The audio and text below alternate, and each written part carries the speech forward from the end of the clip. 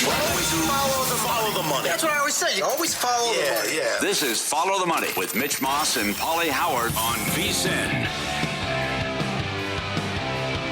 May the 27th be with you on a Monday afternoon. Thanks for spending it with us here on VSiN, the Sports Betting Network. That's John Jastrzemski. I'm Dustin Sweetelson. We got day baseball. It's a beautiful thing. You love to see it throughout the summer.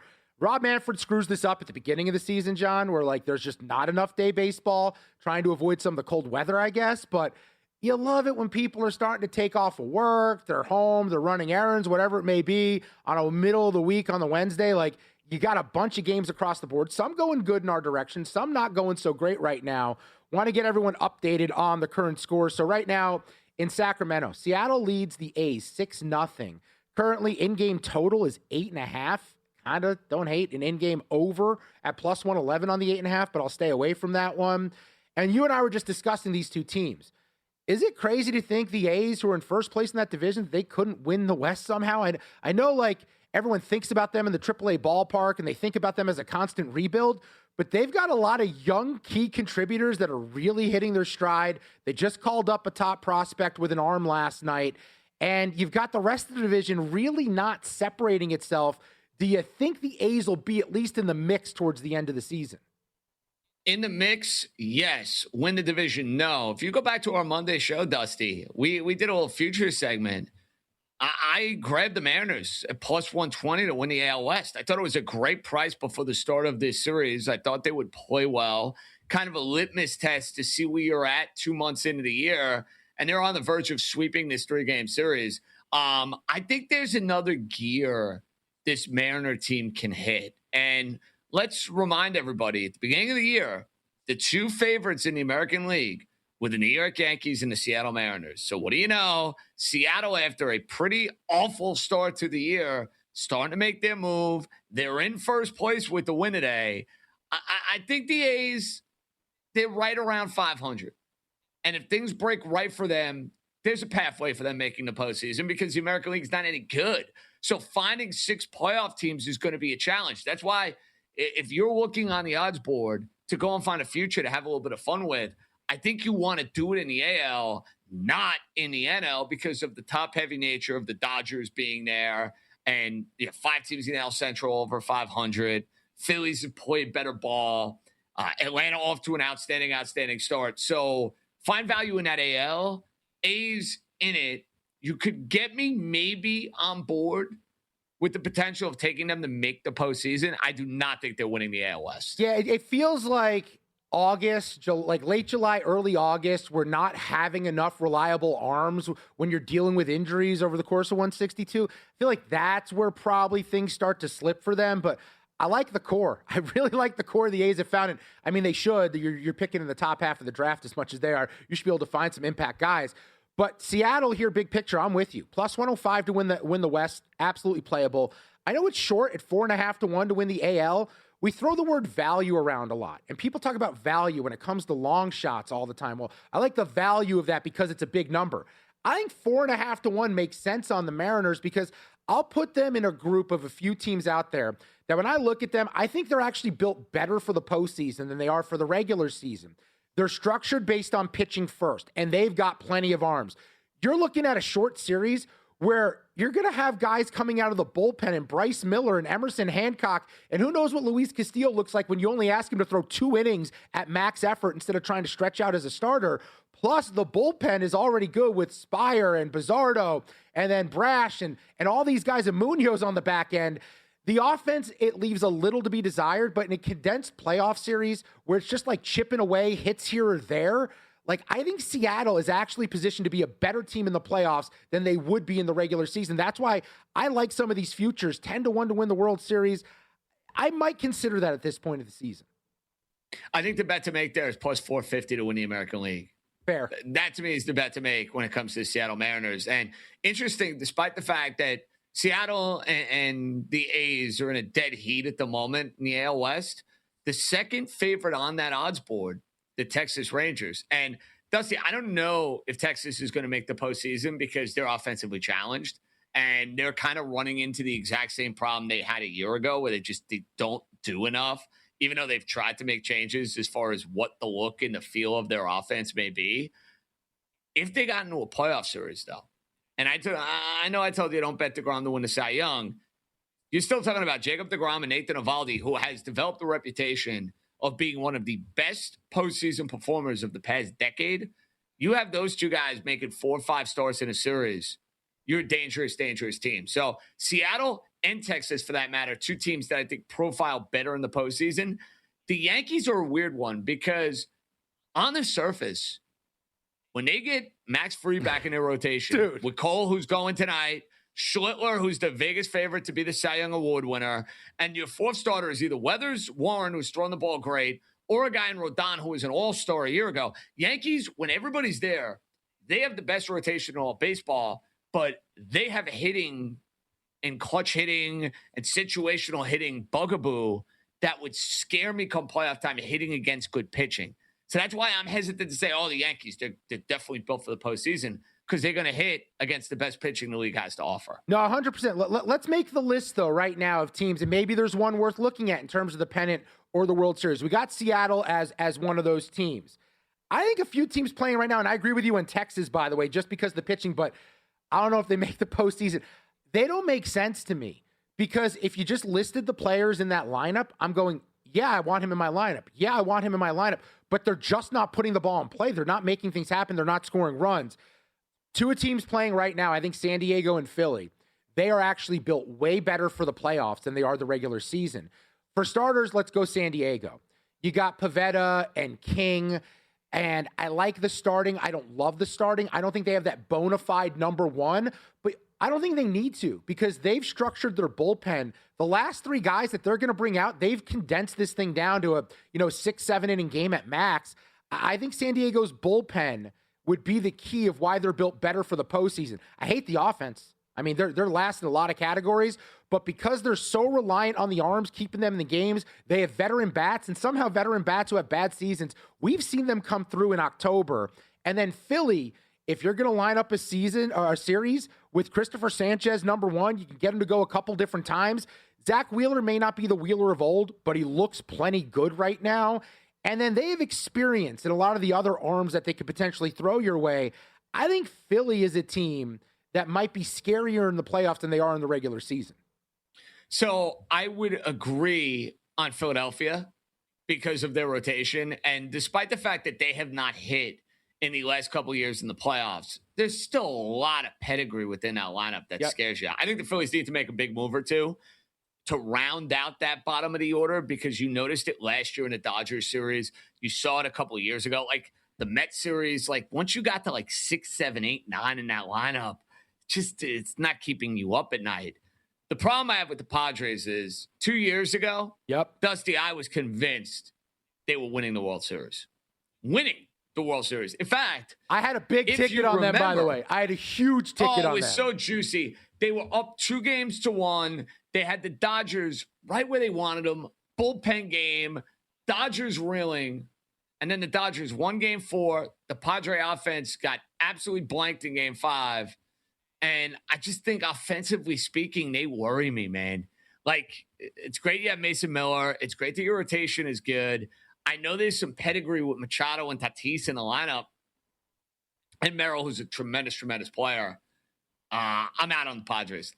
Just too much PTSD for me, man. No, I am not playing any San Diego Padre futures this year. No, thanks. I think I had like 25-1 on them to win the World Series, and they just completely let it fall through their fingertips. All right, the last one I'll throw your way that I think the team might be better built for the postseason than the regular season. And, dude, I can't quit them to the point where, like, if they were to make a run and I didn't bet it, I'm going to be disappointed. But if I do bet them and they don't make a run, I might be more heartbroken. The Pirates at 50-1, I think they're structured better for the playoffs, even though the bullpen stinks, but they're going to be able to take a Jared Jones or a Bubba Chandler, move them to the bullpen in like a David Price multi-inning role. And if you line up Skeens for a series, you can get them 3 times in a 7-game series. You have a good chance to beat anyone. I'm still not quite there big picture. Still thinking playoffs is the way to bet them right now, but that would probably be my last team that I think structured better for the playoffs than they are the regular season. Totally fair. My question with the Pirates is this. You were bullish on them at the beginning of the year. I was in the exact same boat. They're in a division now where everybody's over the 500 mark.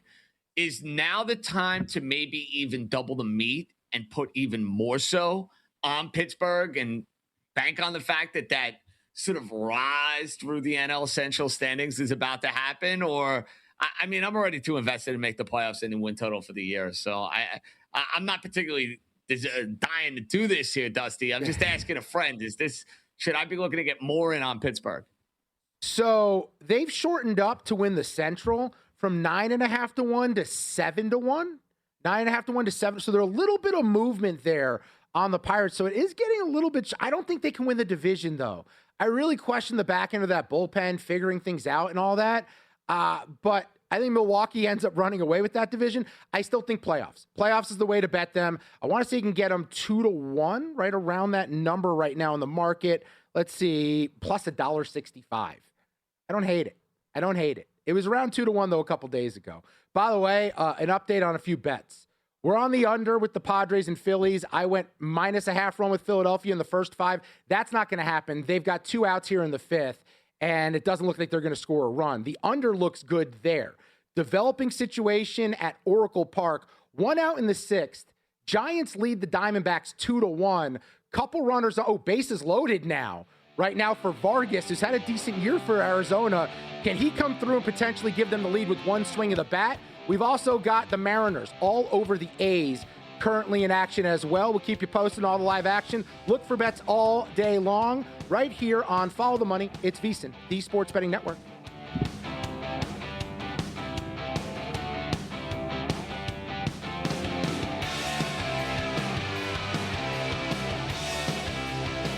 So you're listening to this podcast because you want an edge. But what if I told you you're only halfway there? You've got the mindset. Now it's time to get the toolkit to match. Here's the thing. Pro bettors spend thousands on data and tools, but what they don't want you to know is you can get the same edge for a fraction of the cost with VSiN Pro. With VSiN Pro, you get access to expert picks, public betting data, prop projections, powerful tools, analytics, and more. Tap the link in the description and see why thousands of bettors are already using VSiN Pro to cash more bets.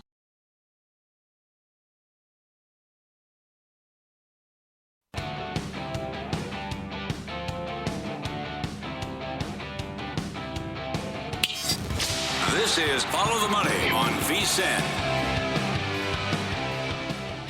Cruising along here Wednesday afternoon. Dustin Sweetelson sitting in the chair for Mitch and Paul alongside John Jastrzemski. We got you situated here. We'll go to the Westgate coming up in about 15 minutes. Our buddy Arthur DeCesar.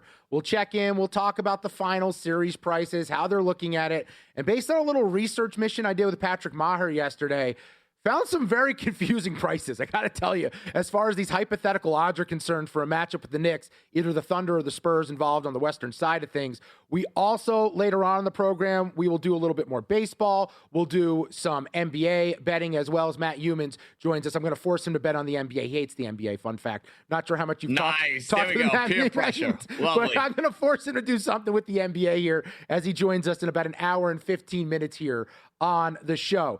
Update, by the way, we're still scoreless through 5, or I guess in the bottom of the 5th, San Diego and the Phillies. Christopher Sanchez throwing another gem, man, just doing what he does. 4 innings, 4 hits, 6 strikeouts. 6 strikeouts is important. His K prop was set at 6.5 today, JJ. I thought about betting it. I don't know why I hesitated. I also saw his outs prop. It was originally set at, I believe it was 17.5. So for him to get us, or 18 and a half, somewhere in that 18 and a half, 19 and a half, so that's what it was to get through 7 innings, 19 and a half. And I didn't bet that either. But right now, Sanchez looking pretty strong, and one more strikeout, he will indeed go over his K prop, although he's at 66 pitches. So it might be a sweat for those bettors. So 66 pitches, we need one more strikeout. I think he gets it. I think he should be able to get that. I don't know if the outs recorded gets home, which means he'd have to get to 7. It dropped, if I'm remembering correctly, from 20 and a half to down to 19 and a half this morning. So depending on where you bet it, you could get it. But right now, 67 pitches, 6 strikeouts. The K prop is probably the best way to go. Update at Oracle Park. Diamondbacks loaded the bases. They plated 1. We're tied up at 2s in the 6th. I need another run here. I bet on Mike Soroka and company on the road. I just thought Arizona's a team I trust more. And I'm not sure if you're watching these press conferences with this Tony Vitello guy, the manager for the Giants. Bizarre. Beyond bizarre. Giving Mike McDaniel a run for his money. Dude, he's giving Adam Gase a run for his money. I really thought it would work. I like outside the box thinking in sports. Like, I don't want to say like something shouldn't work just because someone coached college, it shouldn't translate to the pros. He may have ruined it for future potential college coaches to ever make the jump again. That's how weird this season has been for the Giants.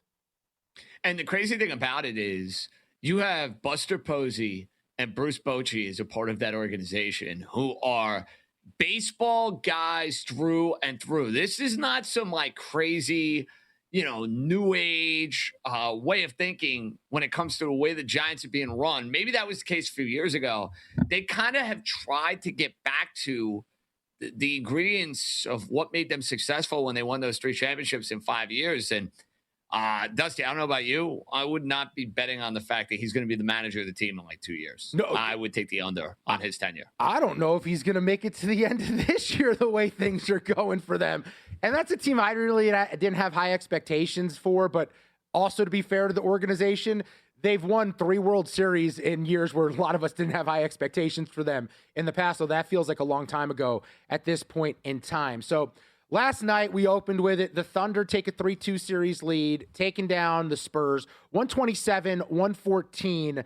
They open as 3.5-point favorites for Game 6 coming up tomorrow night. We'll do plenty on that on the network up until tip-off there, but we have time to stretch out for that. When I look back at what the Thunder did, we talked about a guy in Alex Caruso. We were trying to figure out A.J. Mitchell was out of the lineup. J-Dub was not going to play. Who is the guy you trust? Who benefits the most? Now, you can make the case it was Jared McCain who went off for 20 points. But to me, I thought Alex Caruso set the tone very early. I want to shout out one of our listeners because he tweeted us after the show yesterday. He listened to our advice. He joined us on the Alex Caruso prop. It was Ryan, at RyanKB818. He laddered Caruso all the way up to 20-plus points at 10-1. So he had a nice little day there. As Caruso, 22 points, 6 assists, 3 steals, 4 threes made. He's now made 18 3-pointers in the series. That's the most for a bench player in the postseason. He also made 53 in the regular season. So we're talking about a guy, 18 threes just in this series, 53 in the regular season. He's at a crazy pace shooting the ball. And SGA, the MVP, says Caruso means a lot to this team. He has the most championships on this team, first and foremost. So he's played in the most biggest games on this team. So that experience you can't recreate, you can't manufacture, you either go through it or don't. And he's just like, AC isn't like some uber talented guy. Like, he's not some guy that's 6'7" with a 7'3" wingspan and shoots lights out. Like, but he's one of the, not if the best competitor in the NBA, like night in and night out. And he wears that, and he sets that tone for us as a group. And it's come full-fledged this series with guys out and him having to step up. But, yeah, he wears that hat for this group all season long, and it's on TV every night now, so the world's getting to see it. But, yeah, he's huge for us. I'll say the crazy thing out loud. Alex Caruso is 120-1 to be the NBA Finals MVP. I mean, is there a world where SGA and the foul baiting, they win the title, and Caruso continues to step up with all the injuries where he could be in the mix? I know it's a crazy long shot. I acknowledge that. But, like, I do feel like every time they've needed him to step up in the postseason, he's delivered. And it's not like they've looked like their dominant force that they were a year ago in this series. Caruso has been an X factor. If I'm looking at Oklahoma City players, and look, more likely than not, SGA, if the Thunder go and win back-to-back championships, he's going to be the MVP. So I want everybody listening aware of that statement before I'm about to jump into the finals MVP futures odds. There's 2 guys that I would maybe consider from an OKC standpoint. One, if Chet Holmgren can go and bully Karl Anthony Towns, and that's the storyline of the series, that Chet, who was not much of a factor in the Western Conference Finals, better in Game 5, maybe finds his footing, and he had some monster stat games against the Knicks if you go back to the regular season. Maybe there's a world where Chet Holmgren just dominates the series. Okay, I'll put that in the memory bank. And to your point, Dusty, if this is a series that is really tighter on the margins and Caruso is destroying and irritating and ticking off Jalen Brunson, maybe it's throwing a game-winning 3 along the way. At that price, it's worth the lottery ticket. Yeah. That's what I think it is. Yeah. Listen, I think for finals MVP, other than SGA and other than Jalen Brunson and other than Wemby, they're all kind of lottery tickets. Yeah. That's just the God's honest truth. They are. No, it's 100%. SGA's minus 135. By the way, we talked about it yesterday on the show. I did what I said I was going to do. We both have 15-1 on the Knicks to win the title. I bet them pregame, and then I bet them when they were losing. I got plus like 140, I want to say, when they were losing. I was like, you know what? I'm not going to let a slow start because they've been slow starters this whole series. So I went back for a little bit of more. So I feel pretty good about the potential hedging of a Knicks ticket against the Thunder. I'm not as concerned about the Spurs. And to your point about Chet, by the way, 2 games in the regular season, one stat line, 16-9-2. That's whatever. 28-8-2, the other one, though. Right? And that was the game at Madison Square Garden, right? He went off at the game at Madison Square Garden? Yep. They won by 11 at home. That was the not sexy stat line. The one at MSG, 28-8-2 in 32 minutes. I don't hate the idea of him either, although he's so volatile as well. Now, he was good last night, 16-7. But at some point, the offense has to come around for this guy. I'm not really sure why the offense stopped developing for him and he's become solely a defensive player. It really doesn't track for me because I thought he was going to have a little bit more of an impact. Same here. And I think if you're an Oklahoma City fan, have to be encouraged, though, far more assertive, far more impactful on both ends of the floor, to the point where I at least have to consider, and I didn't do it yesterday because he had just been so bad in the series. That was really a great buy low spot. We talked about it when we were going through the player props, that it was a good time if you wanted to buy low on Chet Holmgren. Maybe on the road in Game 6, you'll get the same chance against the Spurs. Yeah, I'm trying to see what I got. I got plus 115 pregame, plus 140 in-game. So feeling good now about where we stand, potentially hedging that ticket. I want to remind you, if you want to bet on baseball, we got an awesome podcast for you. It's the VSiN Daily Diamond. You can get it wherever you get your podcasts. You check out Dave Ross, former big leaguer Jensen Lewis. They'll talk sides, totals, props, futures, and more. Every single day, they're breaking down the baseball card. It is the VSiN Daily Diamond. Get it wherever you get your podcasts from VSiN, the sports betting network. Now, the NBA Finals pricing is fascinating just because the power rating of the New York Knicks, I don't know if the guys behind the counter know what to do with them because the New York Knicks you're seeing right now in the playoffs, that is not the same team we saw in the regular season, JJ. So we will go behind the counter next. We'll ask our buddy Arthur DeCesar from the Westgate Superbook. He's a risk manager there. How are they pricing New York in a potential matchup against either the Thunder or the Spurs? Could there be a little value on either side? We'll break it down. Coming up next on Follow the Money.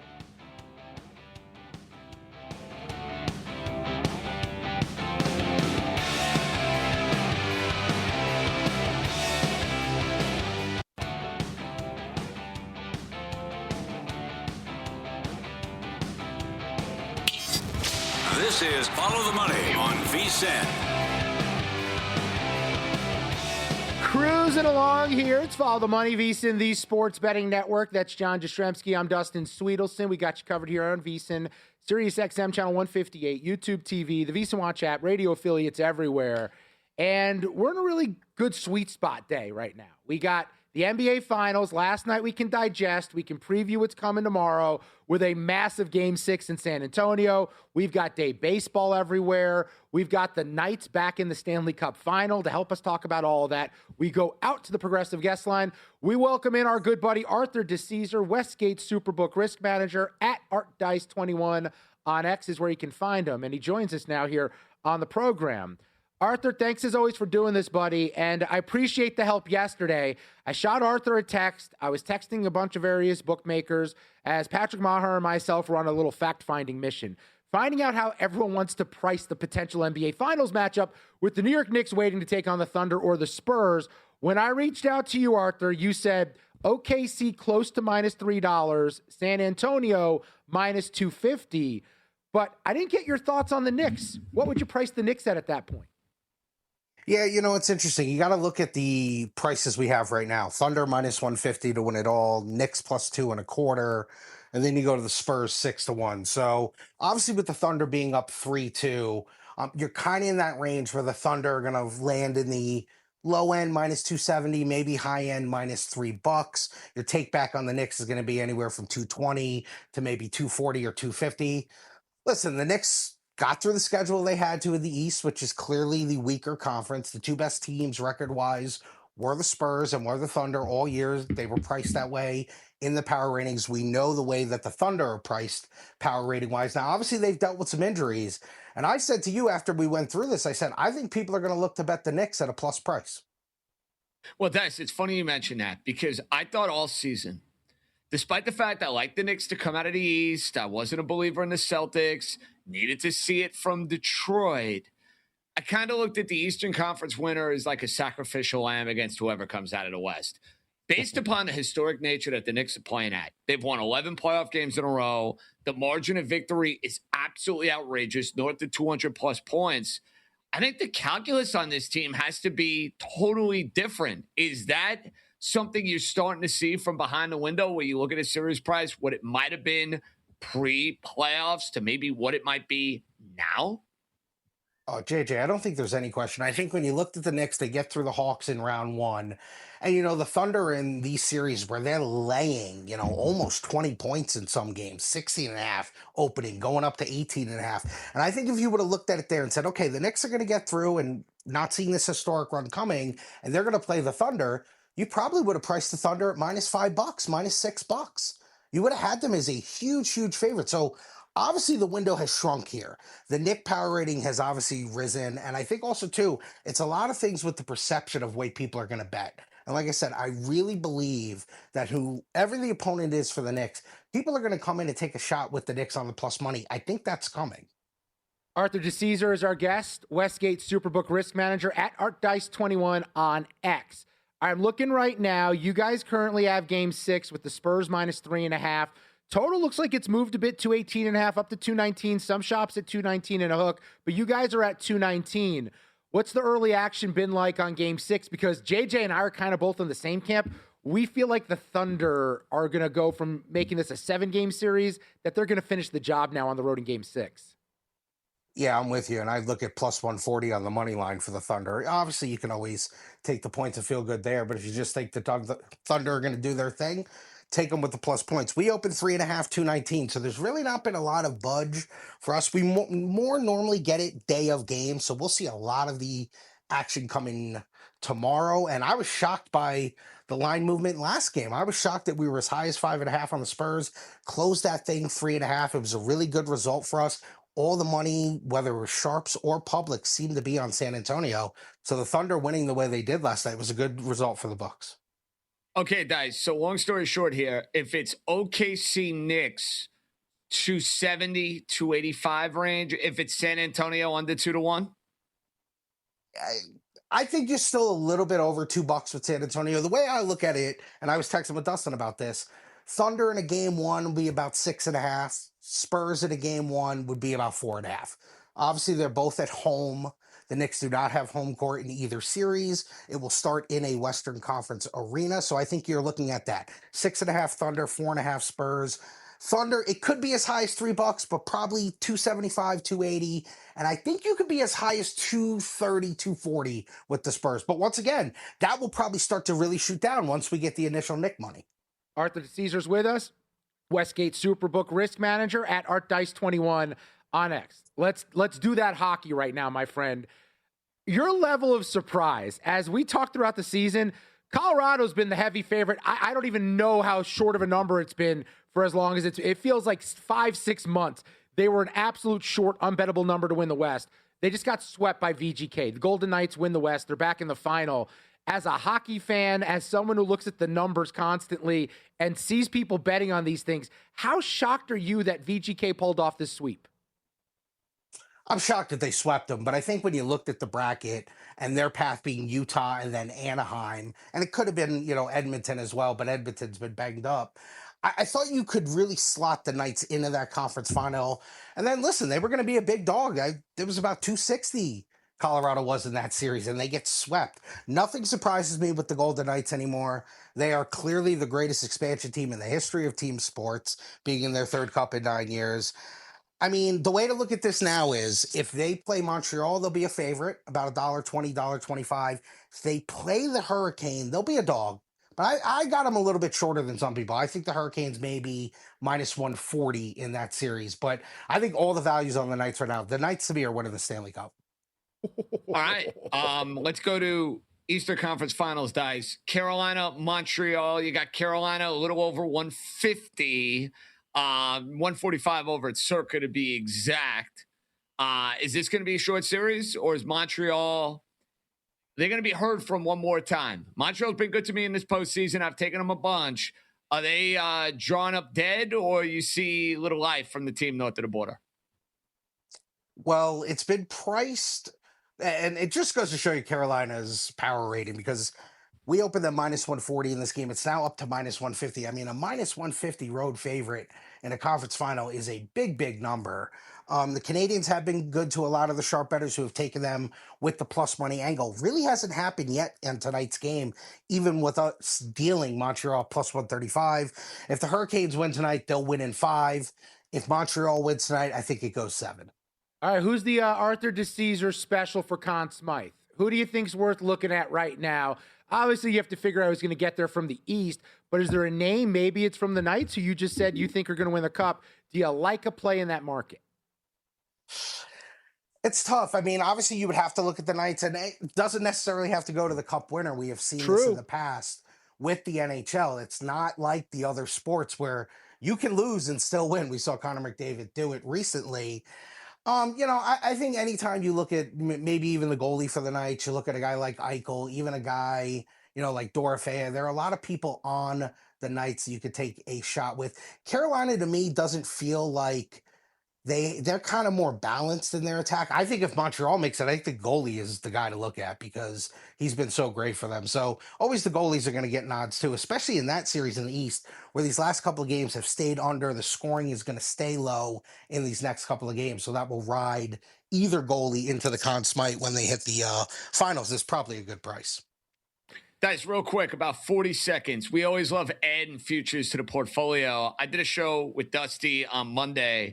Added the Mariners to win the AL West at plus 120. They've had a monster week against the A's. I think plus 450 still juicy for the AL. I'll open the floor to you. If there's a future you can make in Major League Baseball right here, right now, what is it? Oh, yeah. I mean, good call on that with the Mariners. We're plus 550, so even a better value there. I would start to look maybe towards, as the Yankee price is heading up, Yankees to win the division. I still think there's value, even with the money, that it's minus money, because we've seen what the Rays have been. They've been great, but they've played really bad teams. I think they're going to come back to life. Still think there's a value on the Yankees to win the East. He is Arthur DeCesar. Go check him out off the Westgate Superbook on X at ArtDice21. We appreciate the time as always, my friend. Looking forward to chatting soon. You guys are the best. We'll talk soon. Awesome stuff from Arthur there. Awesome perspective behind the counter. I think the Knicks are really throwing these guys for a loop. I don't know how you quantify what they're doing right now, because it's so different from what we saw in the regular season.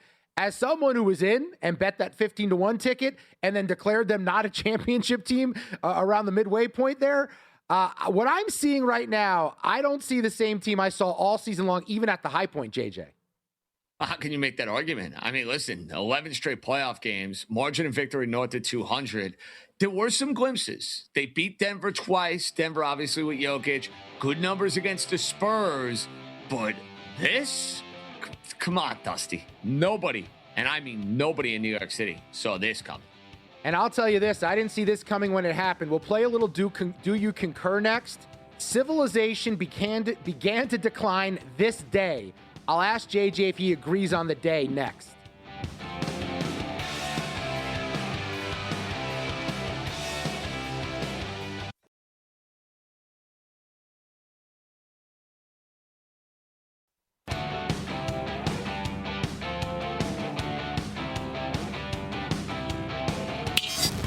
This is Follow the Money on VSiN. Great moments in history have begun with a question. To be or not to be, that is the question. What came first, the chicken or the egg? Was it over when the Germans bombed Pearl Harbor? And what kind of hair product does Mitch Moss use? But Follow the Money wants to know. Do you concur? Concur with what, sir? Do you concur? Pretty simple premise. You know how I know it's simple? Paulie came up with this whole concept. It's called Do You Concur? You make a statement and you ask the other side, do they concur? We will begin with some controversy out of the chute, though. And I understand this is sacrilegious for us. We're similar age, JJ. We're both Knicks fans, and I can't believe I'm saying it. Jalen Brunson has already passed Patrick Ewing on the Knicks Mount Rushmore. Do you concur? I do not concur, but I'm going to throw an asterisk next to the statement. If he wins the NBA championship this year, Dusty, ship is sealed. Ship is sailed. It's signed, sealed, delivered. I'm mixing up English words in the vocabulary. You know what? It doesn't matter. The point being is if the Knicks win their first title in 50 years, as far as all-time Knicks player rankings, I am putting Jalen Brunson ahead of Patrick Ewing. At the moment, though, I am not. He's not done yet either, too. It's not like it's a one-and-done situation. Brunson also feels like the type of leader and captain and star where down the road after this run, I think a lot of those tertiary role guys will want to spend time with the Knicks. If they are looking for a big contract, but they need a one-year prove it, they'll want to play with a guy like Brunson who can take them deep into the promised land. So I kind of think Brunson's already there, and I can't believe I'm saying it because Ewing's my guy forever. I still have my poster from like second grade at my parents' house of Patrick Ewing on the wall. Next one up here. The World Cup is right around the corner. Americans need to stop pretending soccer's ever going to matter in this country. Do you concur? I don't concur. Because I think I'm going to, and I'm not a soccer guy. Let me make something abundantly clear. I'm not a soccer guy. I barely bet it. I will dabble occasionally. Big World Cup game, little spot here or there. But I just think life evolves. Cultures evolve. People evolve. Is soccer ever going to be the NFL? Of course not. Could it matter? I'm not going to say no 10 or 15 years down the road. Like next year, no. 5 years from now, no. I'm going to be open-minded on this one, Dusty. I don't concur. All right, I hope you're wrong. I've been waiting for it to stick since Tony Meola and that whole run in our childhood in the 90s, Kobe Jones, Alexi Lawless, but hopefully it matters. I mean, it's going to be played here on U.S. soil, so maybe that helps the impact as far as that is concerned. Now, I'm not sure if you saw this in baseball yesterday, and I think it's apropos. If you're looking on YouTube TV, the VSiN Watch app, watching on video, do you concur as a bit of a D-Generation X theme? And Abner Uribe for the Brewers went full Triple H and Shawn Michaels. Didn't like something from the Cardinals dugout yesterday. Hit him with the chop, a little X.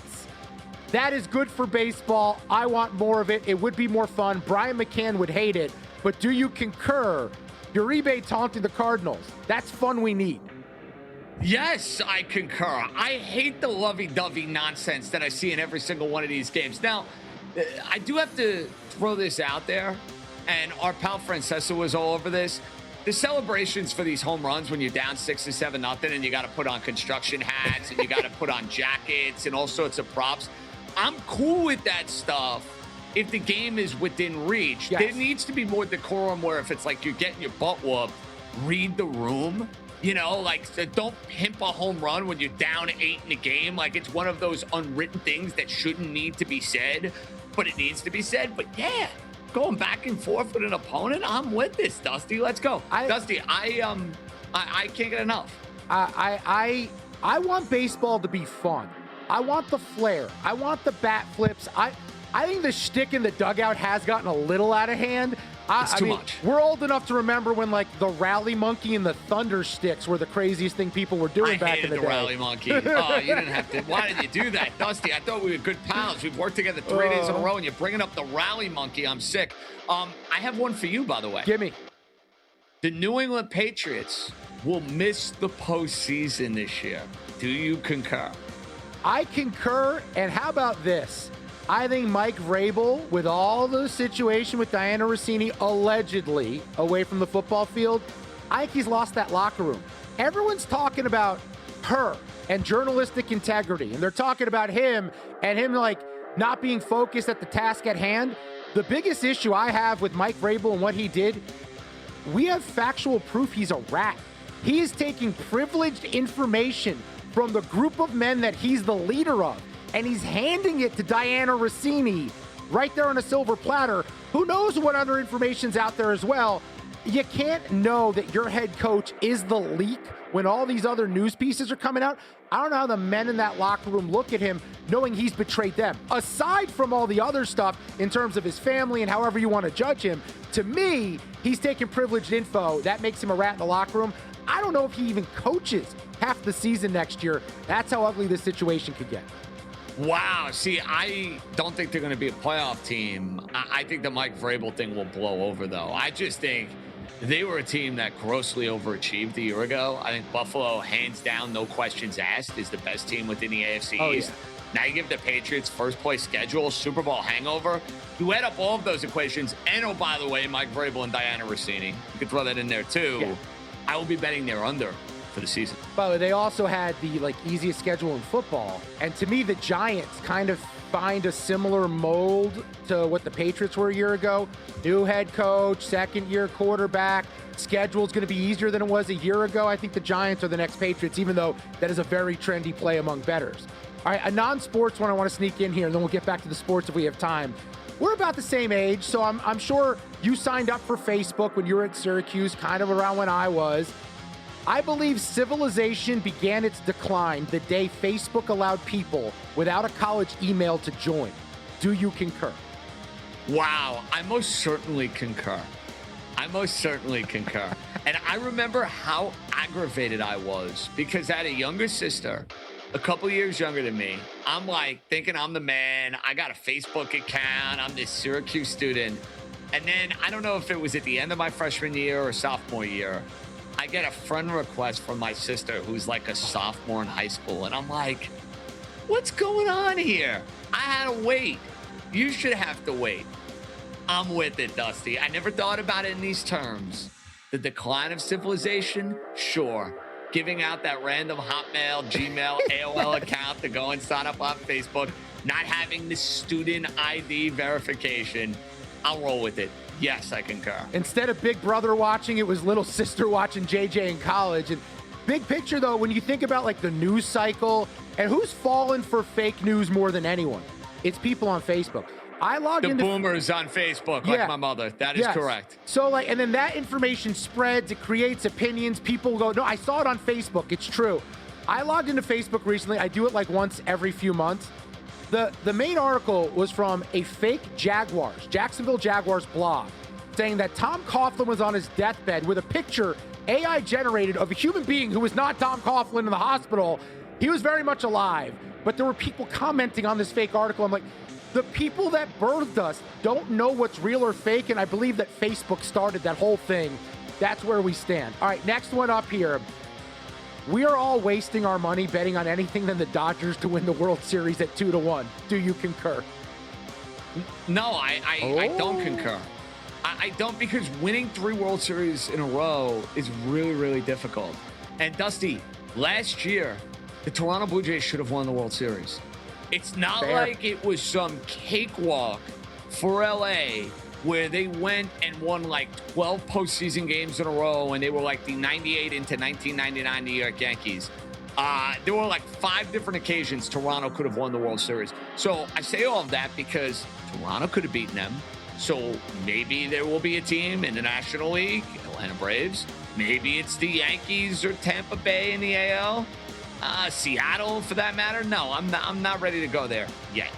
All right, that was a fun little Do You Concur. I enjoyed it, man. Hey, want to remind everyone, Circus 2026 football contest, they're open, and if you don't live in Las Vegas, we've got an option for you to play. After your required in-person registration, Winner Circle Proxy handles your weekly submissions, so you can make your picks from anywhere in the country. Winner Circle Proxy is VSiN's preferred proxy service. One trip to Vegas, play all season long from anywhere. Schedule your appointment now at winnercircleproxy.com. I just got out of a huge jam in this Diamondbacks-Giants game.